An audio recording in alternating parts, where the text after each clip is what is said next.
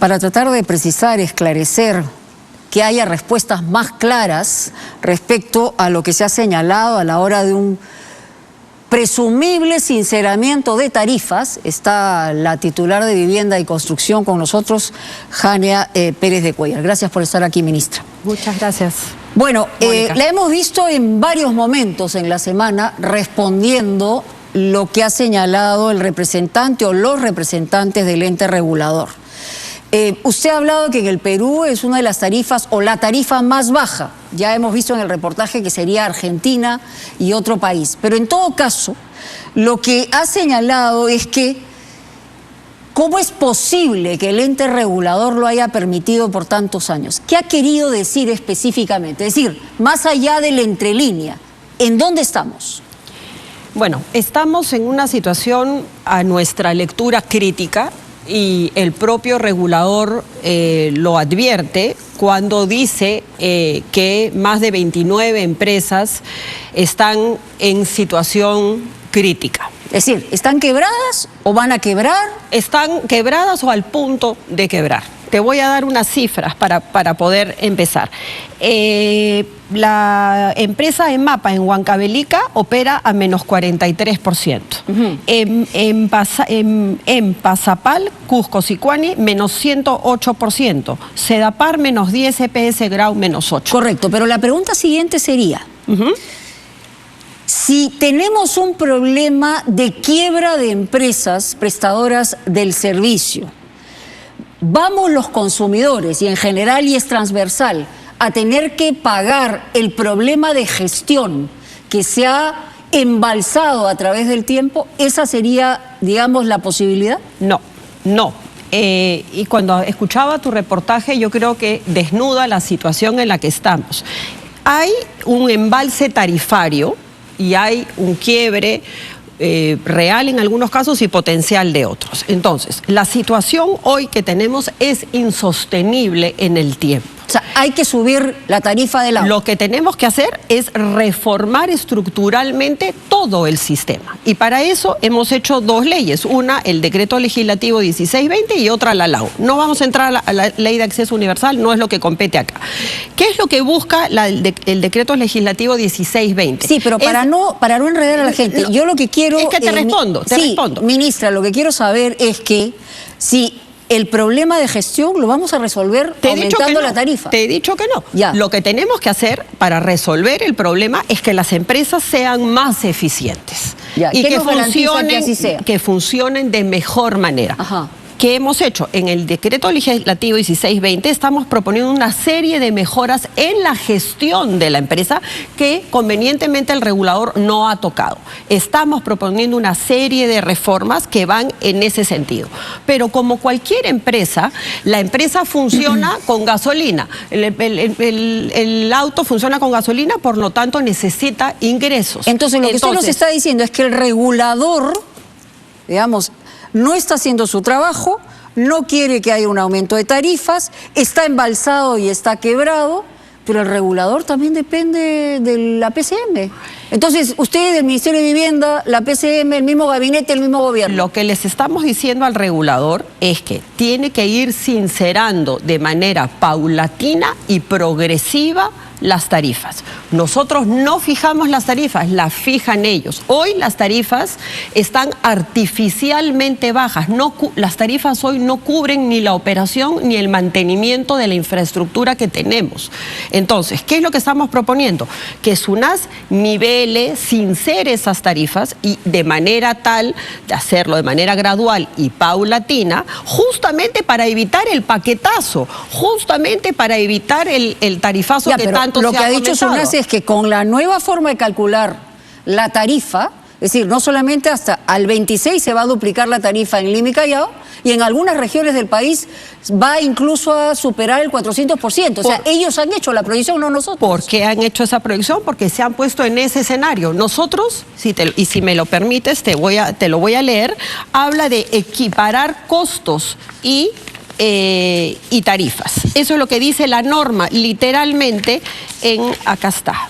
¿Qué significaría eso en cristiano? Dice, equiparar. Con la finalidad de equiparar los ingresos y los costos que permitan ejecutar inversiones y prestar los servicios de agua potable y saneamiento. ¿Qué significa? Sí. Que hoy, y para seguir el caso que él mismo ha utilizado del panadero, los costos hoy están por encima de los ingresos. Por eso las empresas están quebradas. Ya, entonces, lo que tenemos que hacer, él se ha puesto en el escenario de que mis costos siguen siendo aquí y yo voy a subir las tarifas para equipararlos. Ese es un escenario. El otro escenario es, tratemos de hacer que las empresas sean más eficientes y bajemos los costos y vamos equiparando y encontrando un equilibrio. Para que sean más eficientes, tienen que cambiar completamente. Y eso es un problema, además, transversal al país, y usted lo sabe. Usted es economista, sabe perfectamente que eso es parte del problema, y también tiene que ver con el manejo del gobierno.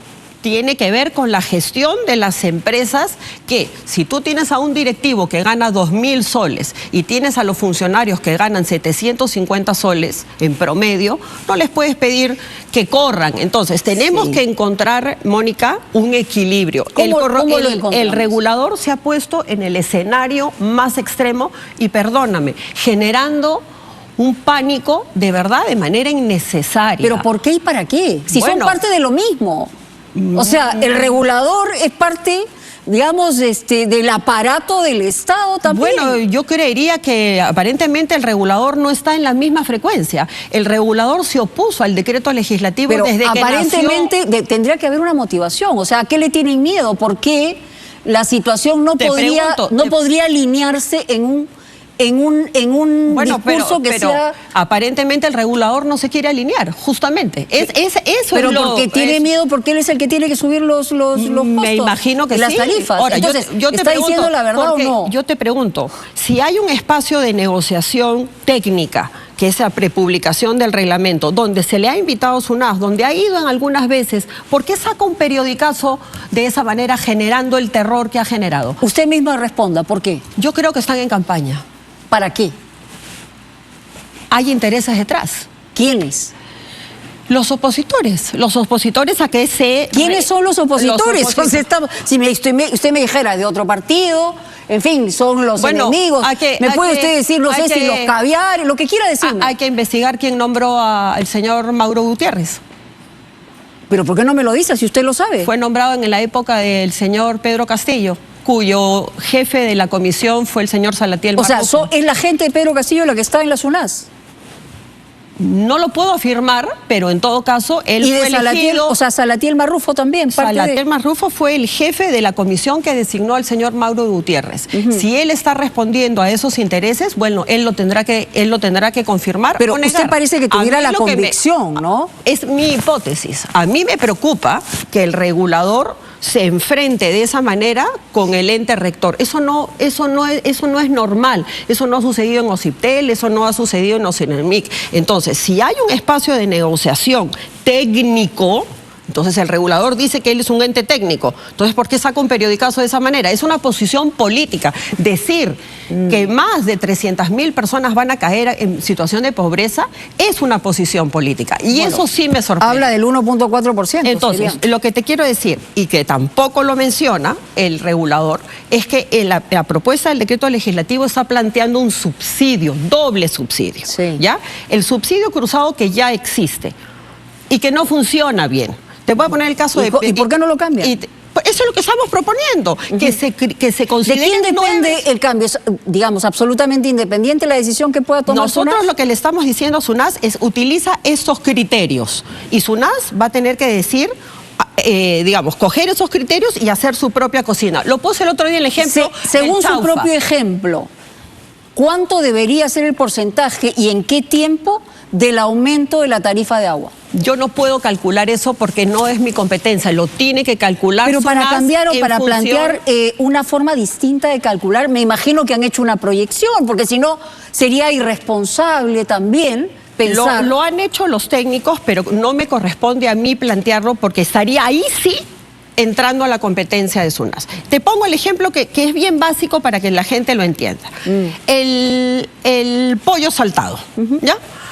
El sector le dice, tú necesitas cebolla, necesitas pollo, necesitas papas, necesitas tomate y sillao, por poner un ejemplo, y arroz. Eso es lo que le está diciendo el sector a través del decreto legislativo 1620 al regulador.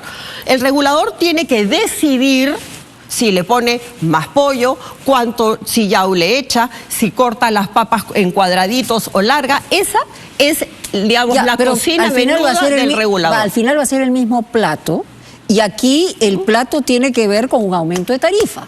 Es decir, eso es indiscutible. O sea, tiene que subir la tarifa. Tiene que haber un aumento de tarifas de manera, como nosotros lo calculamos o lo estimamos, de manera progresiva y paulatina. Todos los países del mundo suben su tarifa de los servicios básicos de acuerdo a cómo sube el costo de vida. Nosotros tenemos un rezago de más de 10 años de aumento de tarifas. Las tarifas han sido bajas artificialmente. Entonces, lo que nosotros no estamos diciendo hay un paquetazo, lo que estamos diciendo es que poco a poco va a haber que ir sincerando la tarifa. Pero si hablamos de que están prácticamente quebradas, hay un planteamiento para calcular de manera distinta con proyección de aumento. O sea, ¿usted se atrevería a decir que el hecho, por ejemplo, lo que han dicho parte de la gente de los reguladores, que en el año 26 se duplicaría la tarifa en Lima y Callao? Ya no hablemos ni siquiera del resto del país. Hay que hacer un análisis de cómo está Sedapal de aquí al 2026 para fijar cuál será ese aumento, de qué manera, si es progresivo, en qué porcentaje y durante cuánto tiempo. Eso nosotros no lo podemos decidir porque no es nuestra competencia. Lo que sí queremos decir es, si nosotros no hacemos un sinceramiento y una política gradual de aumento, va a llegar el momento en que vamos a necesitar un tarifazo, que vamos a recordar a Hurtado Miller en el agua y decir, mira lo que nos pasó. Entonces, lo que estamos haciendo de manera seria y responsable... ¿Y por qué no podemos bajar los costos antes de subir tarifas? Pero es parte de lo que yo te decía. O sea, ellos no quieren bajar los costos. Ellos se han puesto, y es por eso para que eso implicaría, por ejemplo, me voy a poner como abogada del diablo, votar gente de los entes reguladores. Hay que hacer una selección del personal competente que ayude a cumplir las metas y los criterios que se establezca la gerencia. Evidentemente, hay que tener más micromedidores, por ejemplo, para que la tasa de agua no facturada disminuya y haya ingresos. Pero ¿cómo hacemos para comprar más medidores si no tenemos liquidez para comprarlos? Entonces, es el huevo y la gallina otra vez, es el huevo y la gallina. Pero hay un problema también de ejecución de presupuestos. Yo vi el reportaje, habría que ver a qué presupuesto se refiere SUNAS, porque las EPS tienen presupuestos intangibles, que no pueden proyectos tocar... de inversión. Por eso, o sea, hay que ver a qué se refiere, porque cuando son proyectos de inversión, en principio los ejecutan. Muchas veces los ejecutan mal o no les alcanza para ejecutarlo. Te lo digo porque el PAS-LC, el Programa de Agua Segura para Lima y Callao, y el PNCU, que son nuestras dos unidades ejecutoras, financiamos obras de inversión que luego las donamos. Y ahí es otro tema. Sí. Se dona la obra y no hay plata para operarla. Te pongo un ejemplo muy concreto. Nueva Cajamarca. Nueva Cajamarca, el ministerio ha financiado una PETAR, una planta de tratamiento de aguas residuales, ¿ya? La hemos donado y la empresa prestadora no tiene plata para operarla. Entonces, está pagando el alcalde. Entonces, ¿Y cómo se solucionaría eso? Con una reestructuración en cada una, pero en el resto del país son las municipalidades y la SUNAS lo que tiene que hacer es ver que eso funcione de manera adecuada. Pero, como digo, cuando una empresa está en quiebra o está por quebrar, las soluciones son radicales, no son de a poquitos. Usted me habla, ministra, que la proyección de su vida viene de a poquito. Ellos parece que se están poniendo en el otro lado. Ese es un componente. Para sanear una empresa necesitas, obviamente, liquidez y eso vamos a ir, es la manera gradual que estamos planteando, pero te hablaba de una serie de otras reformas. Te pongo el ejemplo de la multa, que es un tema que ustedes tocaron. ¿Ya? Okay. Entonces, SUNAS, ¿qué es lo que está cargos hereditarios todavía? Me parece que en el caso de SUNAS, de Sedapal, hay algunos casos que sí. No estoy segura, voy a hacer la consulta, pero... es una desgracia, ¿no? Por eso estamos pidiendo... Usted me dijo sobre Sedapal, yo recuerdo en alguna entrevista que desde el año 81 no tenía ni siquiera plan director. Lo que te iba a decir, las multas. actualmente SUNAS establece 2 tipos de multa, ¿ya? Es decir, tú no cumples la meta que yo te dije, te pongo una sanción pecuniaria. Ya. Y no te permito que tú aumentes tu tarifa. ¿Quién la paga? El ciudadano. La pagamos todos nosotros, Por la eso, multa. por eso, o sea. Pero por eso. Entonces, lo que les estamos diciendo a SUNAS, no le pongas multa pecuniaria. Multa removiendo al personal que no cumplió. Establezcamos criterios de meritocracia. Eso es lo que estamos planteando. Estamos planteando una reforma estructural de las EPS. Lo que pasa es que SUNAS no ha salido a decir eso. Solamente SUNAS ha decidido, escándalo, se aumentan las tarifas, esto es un tarifazo. Y eso es a mí lo que me preocupa. Entonces Pero que no sea capaz el Ministerio de Vivienda o el gabinete en su conjunto de plantear una cosa abiertamente, más allá de lo que usted señala, que según usted hay una motivación política. Y así eso fuera cierto, en el manejo de la administración pública ya estamos fregados, pues, ¿no?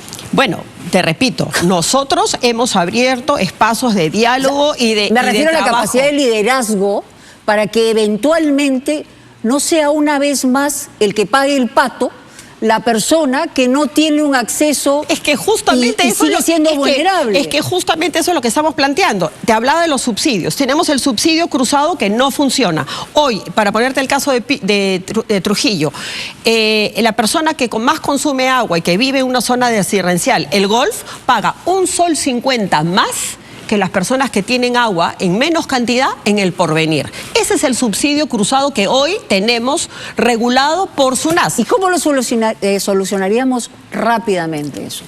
El nuevo esquema tarifario, con los criterios que le estamos dando para que SUNAS Pero aquí calcule. la proyección de aumento y subida de precios es para todos.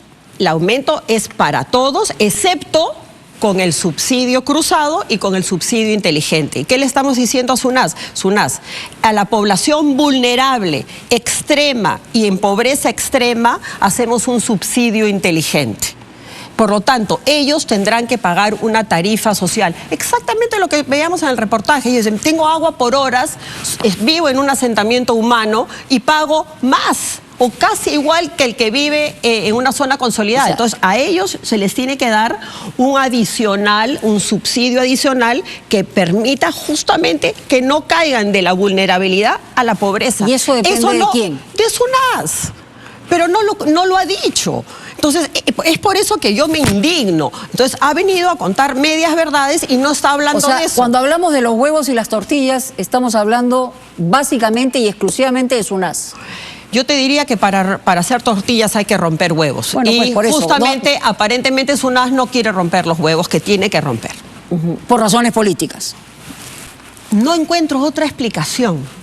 Mónica, ¿de verdad? ¿Y usted se ha comunicado con los representantes de SUNAS? Por supuesto que nos hemos comunicado. ¿Y qué le responden? Es más, tenemos una mesa de diálogo unidos por el agua y el señor viene y está ahí, opina a sus cosas, pero el tema son los equipos técnicos. Te digo, ha habido más de 6 reuniones para trabajar el reglamento y obviamente se opone. ¿Y el reglamento cuándo se pondría en vigencia? El reglamento se pone en vigencia una vez que se apruebe, pero ojo, déjame hacerte la salvedad.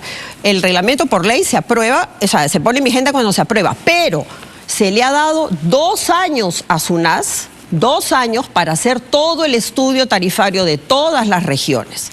Entonces, a partir de diciembre del 2026... ellos van a poder decir, ya, a Sedapal le toca aumentar tanto, a Sedalip le toca tanto, a Sedajuliaca le toca tanto, de la manera gradual y progresiva. Entre tanto, vamos a lograr, o tenemos que lograr, que los costos bajen. O sea, es una combinación de ambas. Lo que pasa es que él ha salido a decir el caso más extremo y despertar un miedo. ¿Para qué? ¿Para que no hacemos nada? O sea, para eso es que yo lo que quiero es entender y quiero que la gente entienda por dónde va la cosa. O sea, tenemos claro que tiene que subir la tarifa del agua, ¿no es cierto? Esto está clarísimo.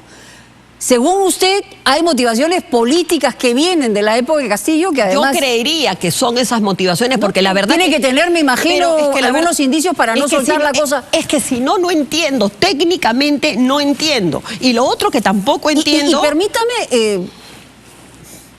preguntarle algo que probablemente le va a fastidiar. Usted también en algún momento soltó una cosa que tuvo que ver, por ejemplo, con el exministro Otárola, respecto al escándalo de los Rolex, que él habría sido. Entonces, quisiera saber si en este caso sí tiene indicios reales señalando de que efectivamente acá hay una motivación política. Mira, cuando tú entras a discutir técnicamente este tema, no hay forma de que el sustento que te plantea SUNAS sea lógicamente técnico. De hecho, hay especialistas internacionales que le han enmendado la plana a SUNAS en las discusiones. No los voy a traer acá, pero eso ha sucedido y están grabados. Entonces, la pregunta que yo me hago es ¿por qué SUNAS sigue permitiendo esta situación que nos va a llevar al abismo? Entonces, esa es la pregunta que yo me hago y no la entiendo. Y por último, cuando nosotros le preguntamos a SUNAS, oye, ¿y cuál es tu contrapropuesta?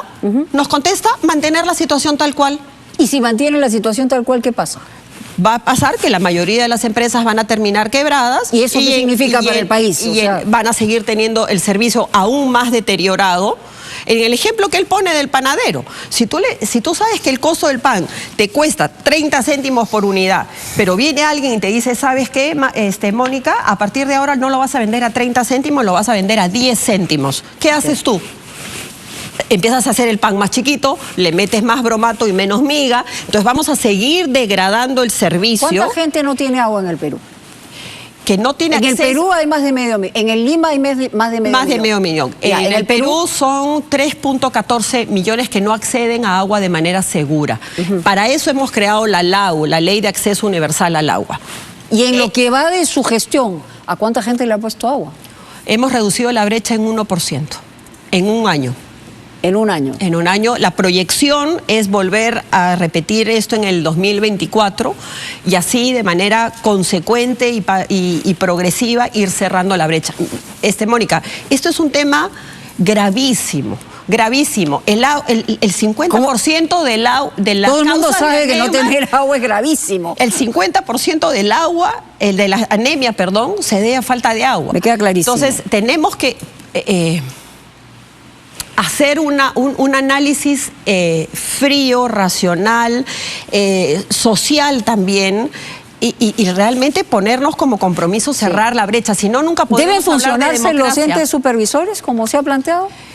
Yo creo que esa es una propuesta que se ha hecho, que es discutible, y de hecho tengo entendido que el Congreso está cuestionándola. Lo que sí creo, Mónica, y desde mi experiencia estuve en Indecopi, si bien no es un regulador, he lidiado con o he trabajado con ellos, sí es necesario hacer una reforma de los reguladores. Han pasado más de 20 años y creo que sí es necesario... Es necesario hacer reformas en un montón de cosas. Y de hecho la propia OCDE plantea la necesidad de hacer reformas para que sean reguladores de tercera generación, ¿no? Bueno, y poner a la gente adecuada, ¿no? Alrededor del gobierno. Preguntas políticas rapiditas para el final. ¿No cree ya que debería ser el momento en que la presidenta deba hablar a la ciudadanía? Que esto de está evaluando. Usted ha salido varias veces a defenderla a capa y espada, pero lo cierto es que cada vez pone mayor distancia. Y usted es una de las personas más cercanas a la presidenta. ¿Por qué no habla? Yo creo que va a llegar el momento que ella haga las declaraciones que tiene que hacer. ¿No le parece una respuesta como vaga? Va a llegar el momento. Sí, es que yo no puedo... Debe hablarle a la gente, no a los periodistas. Yo no puedo determinar cuándo ella decida o no hablar a los periodistas. Pero son parte de un mismo gobierno y usted empezó con ella. Pero yo estoy segura que... ella no es que se esté huyendo de la prensa, sino que está probablemente las imágenes dicen una cosa distinta, ¿no? Encontrando el mejor momento para hacerlo. Yo estoy segura, no es una persona que huye a los problemas, pero creo que encontrará... Huye en las preguntas incómodas, ¿no? Como varios en el gobierno.